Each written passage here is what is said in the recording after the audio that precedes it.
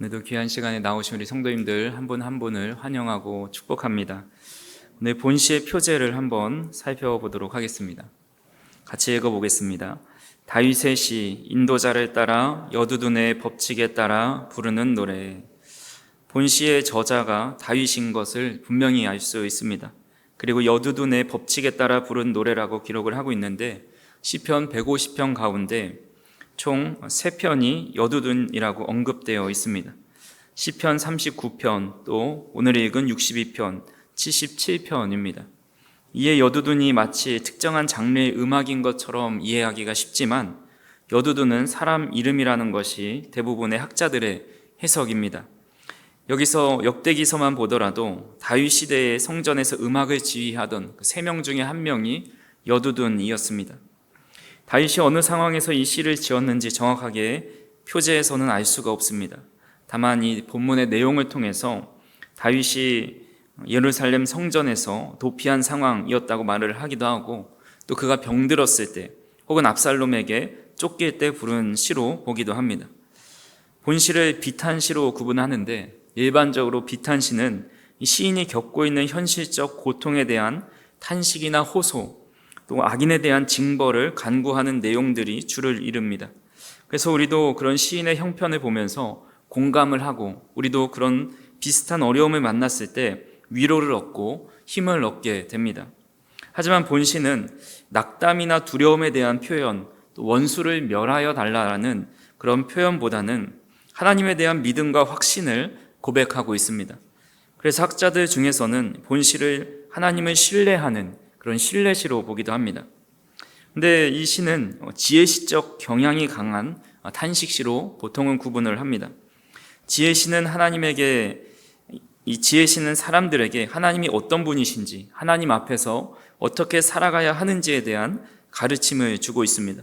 그래서 본문 8절에서 10절만 떼어놓고 보더라도 이 말씀이 잠언에 들어가더라도 이상하지 않을 정도로 우리가 어떻게 하나님을 의지하고 바라봐야 하는지에 대해서 알려주고 있습니다. 이런 시편의 양식을 좀 기억하시면서 우리 공동 번역으로 한번 낭독해 보도록 하겠습니다. 나의 구원이 그분에게서 오니 내 영혼은 오직 하나님 품에서 안온하구나. 그분 홀로 나의 바위, 나의 구원이시며 나의 요새이시니 나는 흔들리지 아니하리라. 너희는 언제까지 한 사람에게 덤비려느냐?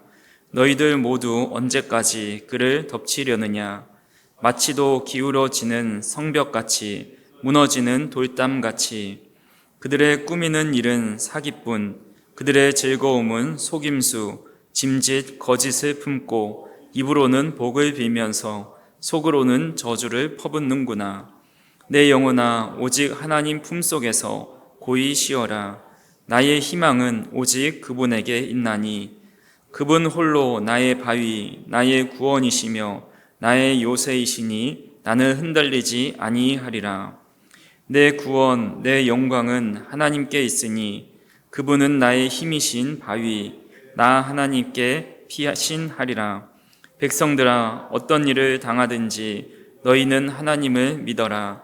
마음에 있는 걱정일랑 하나님께 쏟아 놓아라. 하나님은 우리의 피난처이시다. 사람들은 숨결에 지나지 않고 높다는 것도 실은 거짓말. 모두 합쳐 저울에 올려놓아야 역시 숨결보다도 가볍다. 남을 억제하면서 잘 되리라고 믿지 마라. 남의 것을 빼앗아 잘 살려는 생각도 버려라. 재물이 쌓인다고 거기에 마음 쏟지 마라. 하나님께서 한 번 말씀하신 것, 2번 말씀하신 것, 나는 들었사옵니다. 힘은 하나님께서 주신다는 것을.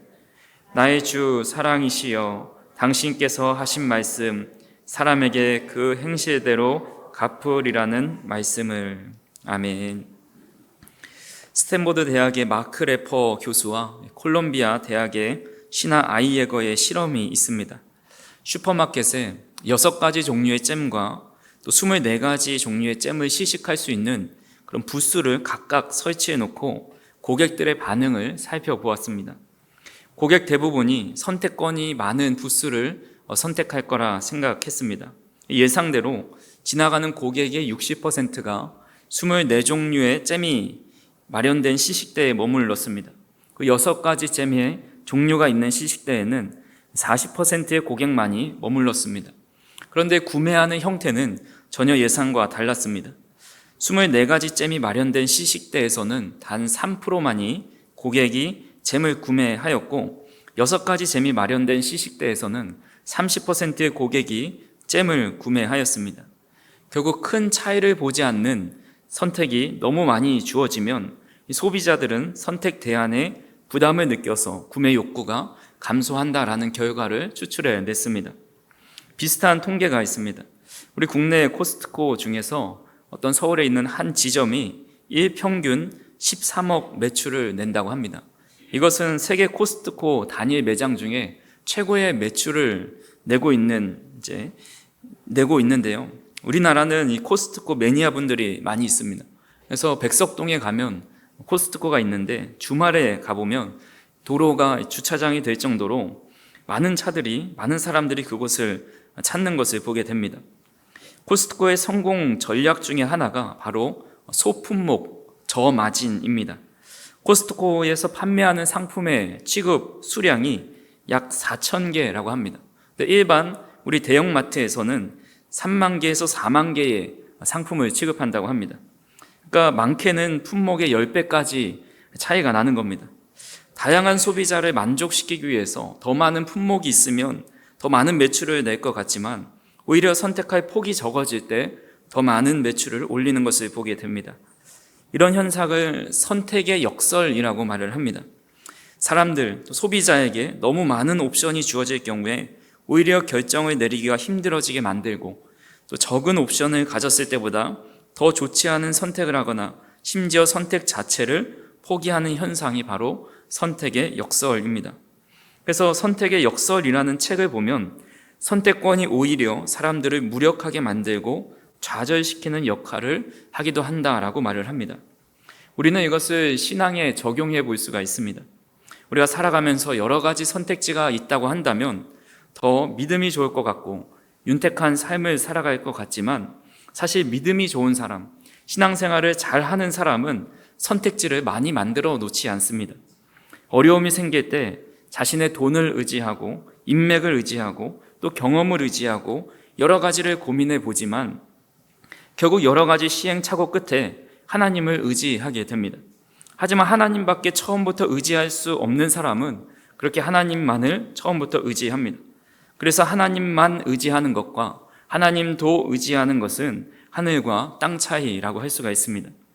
오늘 본문 말씀에 보면 다윗이 어려움을 만났을 때 하나님만을 의지하는 것을 보게 됩니다. 우리 본문 1절 말씀을 같이 한번 읽어보겠습니다. 나의 영혼이 잠잠히 하나님만 바라며 나의 구원이 그에게서 나오는도다.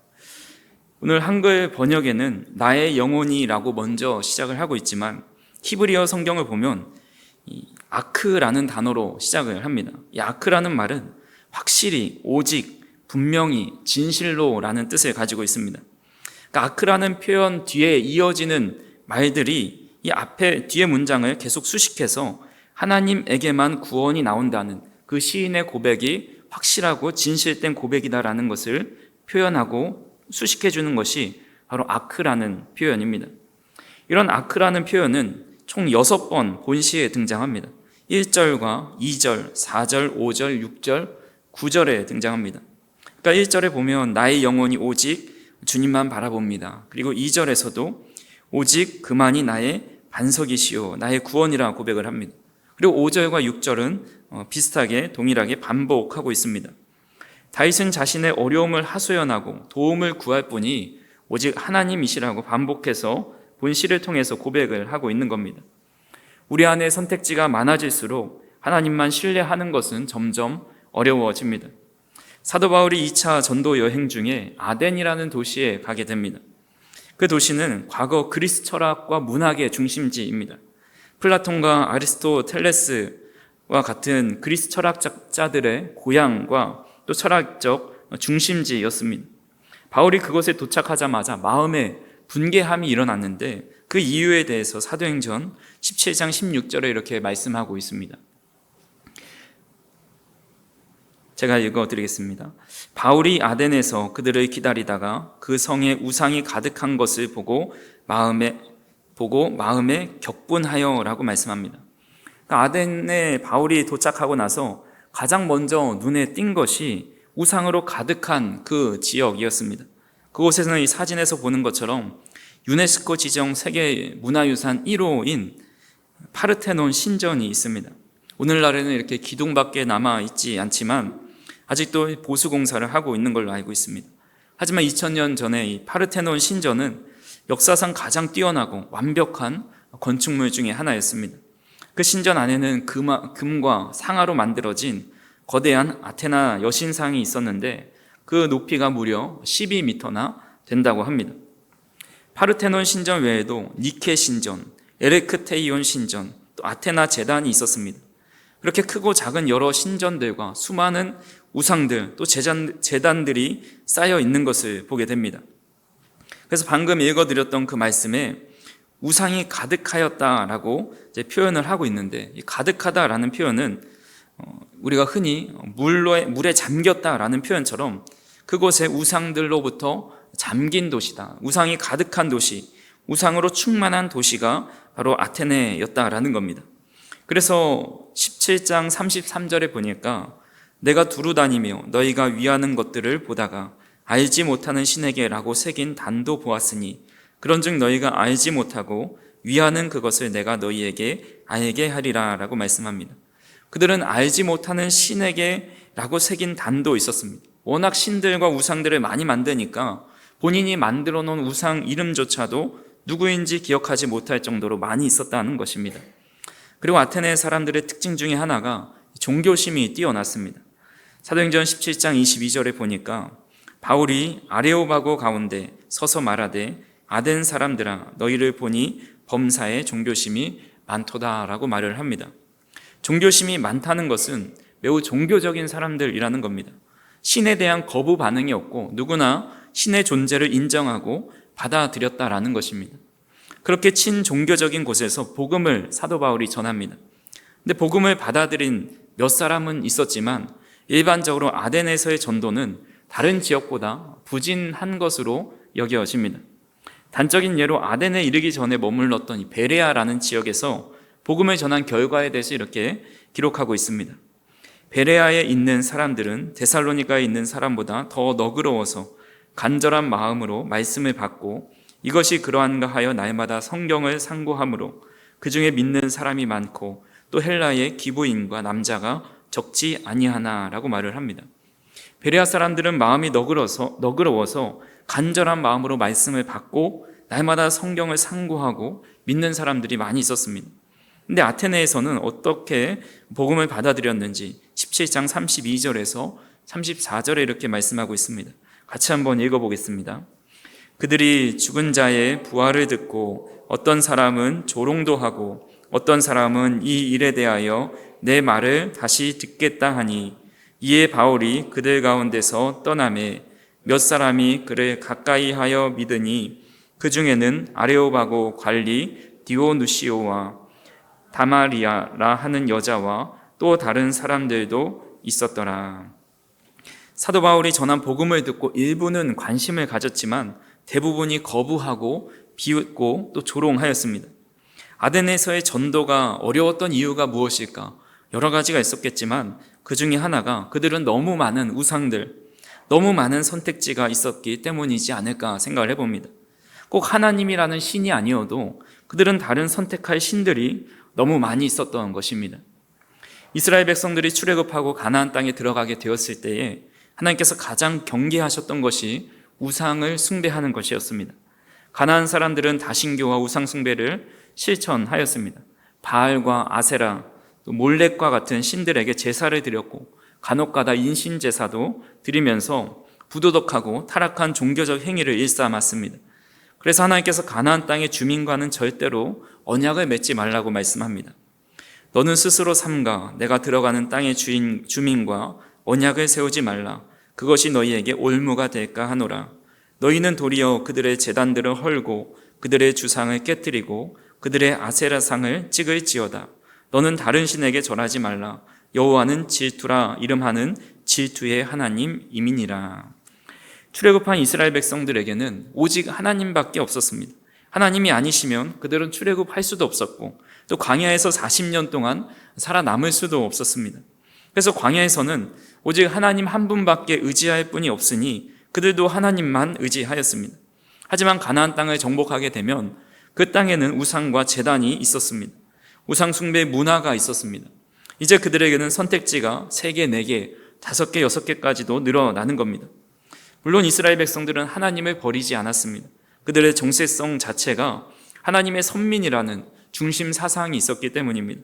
하지만 하나님께 기도하고 제사하는데 아무런 응답이 없으니까 이제 다른 신에게도 한번 제사를 드리고 기도를 해보자. 2신에게 기도하면 더 잘 응답되겠지 하면서 우상 숭배, 또 다른 선택지가 생길 것을 염려하시면서 말씀하는 것입니다. 여호수아도 이것을 경계합니다. 가나안 땅을 다 정복하고 땅을 분배한 후에 여호수아가 이스라엘 백성들 앞에서 이렇게 말을 합니다. 좀 길지만 우리 같이 한번 읽어보겠습니다. 그러므로 너희는 크게 힘써 모세의 율법책에 기록된 것을 다 지켜 행하라. 그것을 떠나 우로나 좌로나 치우치지 말라. 너희 중에 남아있는 이 민족들 중에 들어가지 말라. 그들의 신들의 이름을 부르지 말라. 그것들을 가리켜 맹세하지 말라. 또 그것들을 섬겨서 그것들에게 절하지 말라. 오직 너희의 하나님 여호와께 가까이 하기를 오늘까지 행한 것 같이 하라. 아멘.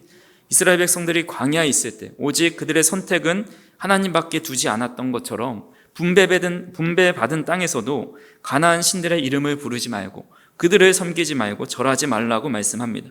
그리고 여호수아가 가장 먼저 나와 내 집은 하나님만 섬기겠다고 선포합니다.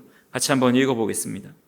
만일 여호와를 섬기는 것이 너희에게 좋지 않게 보이거든 너희 조상들이 강 저쪽에서 섬기던 신들이든지 또는 너희가 거주하는 땅에 있는 아모리 족속의 신들이든지 너희가 섬길 자를 오늘 택하라. 오직 나와 내 집은 여호와를 섬기겠노라 하니. 아멘.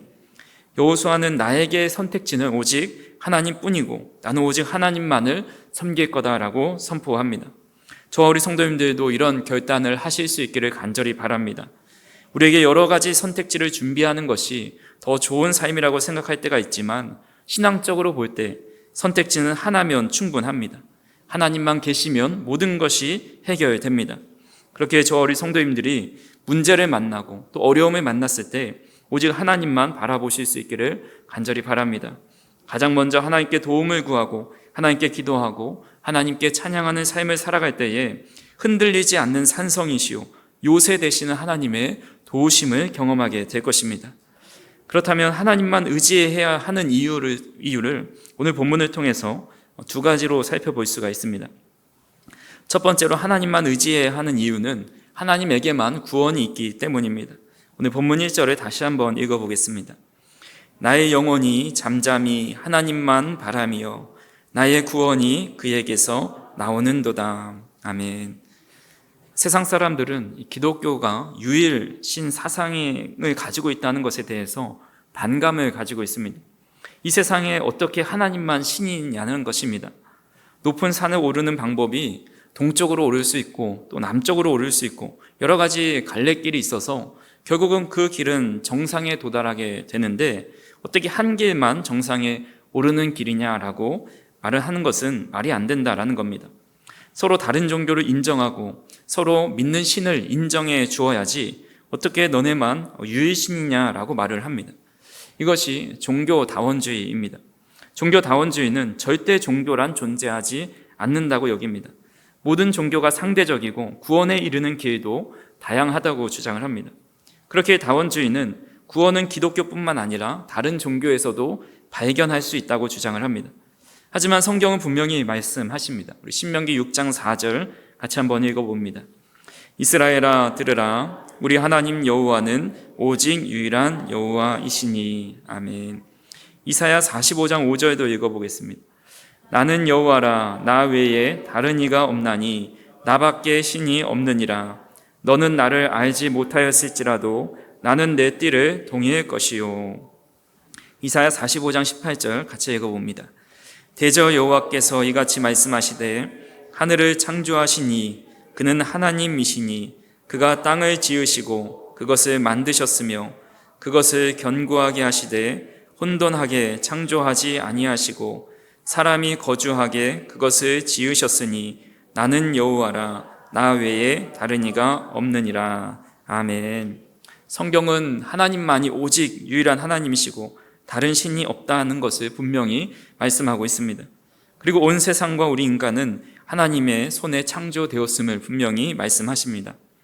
자녀가 부모의 말을 듣지 않고 잘못을 저질렀을 때 그 자녀를 책망하고 용서할 수 있는 존재는 오직 부모입니다.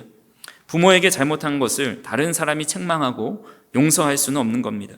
마찬가지로 인간이 하나님 앞에 죄를 지었다면 그 죄를 용서하고 구원해 주실 수 있는 분은 오직 하나님이십니다. 우리는 우리의 죄를 용서해 주시고 구원해 주시기 위해서 오신 그 예수님을 통해서만이 구원을 받을 수가 있습니다. 사도행전 4장 12절 같이 한번 읽어보겠습니다. 다른 이로서는 구원을 받을 수 없나니 천하 사람 중에 구원을 받을 만한 다른 이름을 우리에게 주신 일이 없음이라 하였더라. 아멘. 우리 인간이 구원을 받는 오직 유일한 길은 예수 그리스도의 이름뿐입니다. 그렇게 우리는 오직 하나님만 의지하고 하나님만 바라볼 때에 우리의 죄악뿐만 아니라 온 세상을 주장하시는 그 하나님만이 우리를 어려운 상황과 또 때로는 사망의 음침한 골짜기에서 우리를 구원하실 수 있는 분이라는 것을 꼭 믿으실 수 있기를 간절히 소망합니다. 두 번째로 하나님만 의지해야 하는 이유는 하나님께만 소망이 있기 때문입니다. 오늘 본문 5절 말씀을 같이 한번 읽어보겠습니다. 제가 PPT를 못 넣었는데요. 성경을 보고 5절을 같이 한번 읽어보겠습니다. 나의 영혼아 잠잠히 하나님만 바라라. 물은 나의 소망이 그로부터 나오는도다. 아멘. 이 소망이라는 단어는 확실할 때보다 불확실성이 있을 때 더 많이 사용을 합니다. 단지 미래에 좋은 일이 있기를 바라는 정도가 세상 사람들이 갖는 소망입니다. 하지만 성경에서 말하는 소망은 단순한 바람, 가능성이 아니라 확실히 이루어질 것을 내다보는 믿음이라고 할 수가 있습니다. 다윗은 자기를 해하려는 대적들로부터 하나님께서 구원해 주시기를 바라는 소망이 있었습니다. 이것은 불확실성한 구원이 아니라 자신을 구원하실 분이 바로 하나님이시고 반드시 구원하신다라는 확신 가운데 하는 고백이 바로 다윗이 가지고 있었던 소망입니다. 존 파이퍼가 지은 장래의 은혜라는 책이 있습니다. 그 책을 통해서 깨닫게 되는 것이 있습니다. 사람들은 흔히 하나님의 은혜를 생각할 때 늘 뒤를 돌아봅니다. 병이 들었을 때 고쳐주신 은혜, 가정이 위기에 처했을 때 고쳐주신 은혜, 어려운 경제적인 상황과 또 사업에 실패했을 때 이겨내게 하신 그런 은혜, 그 뒤에 있었던 받은 은혜만이 귀한 은혜라고 생각을 합니다. 물론 그것도 귀하지만 지금까지 받은 은혜보다 더 귀한 은혜는 앞에 있는 은혜라고 말을 합니다. 하나님 나라가 앞에 있고 또 구원해 주시는 것도 우리 앞에 있습니다. 지금까지 받은 은혜가 큰 것은 사실이지만 그 받은 모든 은혜보다 더 큰 것이 앞으로 받을 장래의 은혜라는 겁니다. 그렇게 진정한 소망은 장래에 받을 은혜에 있습니다. 소망의 반대말이 절망입니다. 어떤 철학자가 절망을 죽음에 이르는 병이라고 말을 했지요. 반대로 소망은 죽은 자를 살리는 능력이라고 할 수가 있습니다. 아무리 현실이 어렵고 힘들어도 현실을 이겨내게 하는 힘, 또 앞으로 받을 은혜가 더 크고 놀랍다고 믿으면서 어려움 중에서도 찬양하고 하나님을 높이게 하는 힘이 바로 소망이라는 것입니다. 그래서 복음성가 중에 하늘 소망이라는 곡이 있습니다. 나 지금은 비록 땅을 버타며 살지라도 내 영혼 저 하늘을 디디며 사네. 내 주님 계신 눈물 없는 곳 저 하늘에 숨겨둔 내 소망 있네. 주님 그 나라에 이를 때까지 순례의 걸음 멈추지 않으며 어떤 시련이 와도 나 두렵지 않네. 주와 함께 걷는 이 길에 라는 가사의 내용입니다. 지금 비록 우리는 땅을 버타면서 늘 땅에서 어려움을 겪고 살아가지만 우리의 영혼이 저 하늘을 디디고 있기에 지금은 눈물이 가득한 삶이라 할지라도 얼마 지나지 않아서 우리를 구원하셔서 눈물과 슬픔이 없는 곳에 이르게 하실 거다라는 소망이 있다면 이 믿음의 순례의 길을 멈추지 않고 달려갈 수 있게 된다라는 것입니다. 간절히 바라기는 세상의 소망이 아니라 하나님께만 소망을 두고 믿음의 삶을 끝까지 살아가는 저와 우리 성도님들이 되기를 간절히 소망합니다. 말씀을 정리합니다. 하나님께만 구원이 있고 소망이 있다라고 믿는 사람은 심령이 가난한 사람입니다. 주님께서는 심령이 가난한 자는 복이 있다라고 말씀하십니다.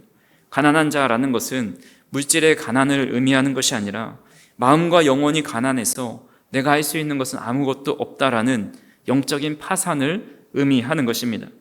마음과 영혼이 가난해져서 내가 할 수 있는 것은 아무것도 없음을 깨닫고 오로지 하나님의 은혜만을 간구하는 사람, 하나님의 자비만을 구하는 사람이 바로 전적으로 하나님만을 의지하는 사람입니다.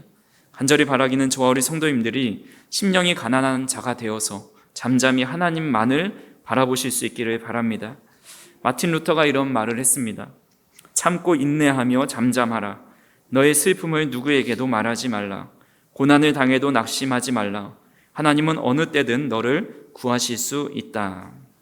우리의 슬픔과 어려움과 힘든 일들을 누구에게 말한다고 무엇이 희망이 있고 또 소망이 있겠습니까?